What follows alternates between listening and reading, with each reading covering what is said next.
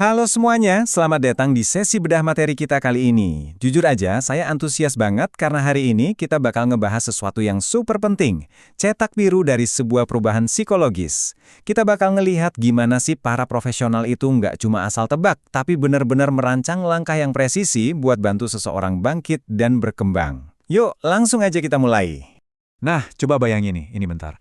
Kalau sering nonton film atau series, Anda mungkin mikir intervensi itu adegan dramatis, di mana seorang terapis tiba-tiba ngasih satu nasihat ajaib, terus boom, hidup pasiennya berubah drastis detik itu juga. Lupain deh adegan-adegan kayak gitu. Di dunia nyata prosesnya itu sangat terstruktur, ilmiah, dan pastinya sengaja direncanakan. Jadi, apa sih sebenarnya intervensi di mata sains? Biar gampang, ini peta jalan kita. Kita bakal mulai dari definisi dasar, lanjut ke langkah-langkah krusial sebelum intervensi, ngebahas tujuan dan metodenya, terus kita bedah jenisnya berdasarkan fokus, dan terakhir kita lihat penerapannya di dunia nyata. Oke, masuk ke bagian pertama, definisi intervensi psikologi. Secara konsep dasar, intervensi itu jelas bukan sekedar obrolan warung kopi yang sambil lalu. Ini tuh sebuah tindakan yang sengaja banget dibikin buat mengganggu, mengubah, atau ngeberhentiin sebuah proses. Bayangin, ada sebuah siklus negatif atau patologis yang lagi ngerusak kondisi seseorang. Nah, intervensi ini hadir ibarat rem, buat nahan, ngelola, atau belokin arah dari kondisi negatif tadi, menuju jalur pemulihan. Yang bikin ini makin menarik, American Psychological Association atau APA ngasih definisi yang lebih spesifik lagi. Intervensi psikologi itu adalah tindakan dari psikoterapis buat nyelesain masalah klien yang pemilihannya itu nggak sembarangan. Metode yang dipilih sangat ditentukan oleh akar masalahnya apa, settingnya di mana, dan yang paling krusial, seberapa besar keinginan dan kemampuan klien itu sendiri. Jadi penanganannya benar-benar dirancang khusus atau di-custom buat masing-masing individu demi ngedorong kesejahteraan mereka secara maksimal. Lanjut ke bagian kedua, langkah krusial sebelum intervensi. Di sini kita harus ingat, nggak ada profesional yang tiba-tiba ngasih solusi tanpa survei dulu. Poin pentingnya di sini, intervensi itu haram hukumnya dilakuin secara impulsif. Harus ada fondasinya, ngelewatin 5 langkah berurutan ini. Pertama, anamnesis, alias ngumpulin riwayat klien sedetail mungkin. Habis itu, baru menentukan masalah yang sebenarnya mau diintervensi. Terus, dilanjutin sama asesmen psikologis yang terukur, dan barulah penegakan diagnosis bisa dilakuin. Setelah 4 tahapan observasi dan analisis ini kelar, baru deh pelaksanaan intervensi boleh dieksekusi.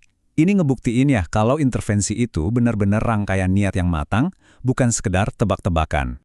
Masuk ke bagian ketiga, tujuan utama dan metode.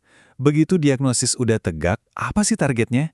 Dan alat apa aja yang bakal dikeluarin psikolog dari kotak perkakas mereka? Jadi gini, tujuan klinis itu selalu nentuin alat apa yang bakal dipakai.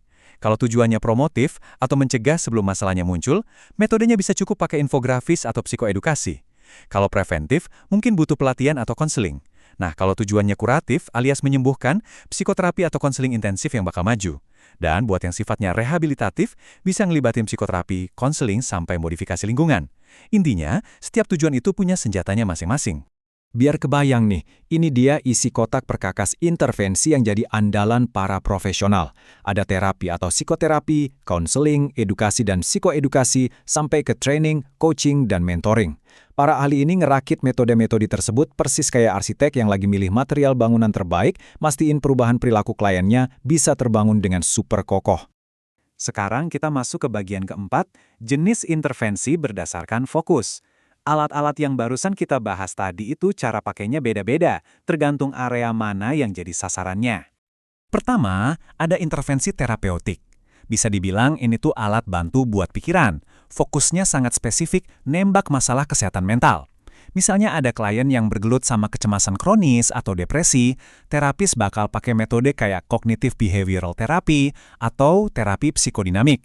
Tujuannya sangat jelas, yaitu bantu klien ngebangun keterampilan coping supaya mereka bisa ngelola atau bahkan ngilangin gejala yang selama ini membelenggu mereka.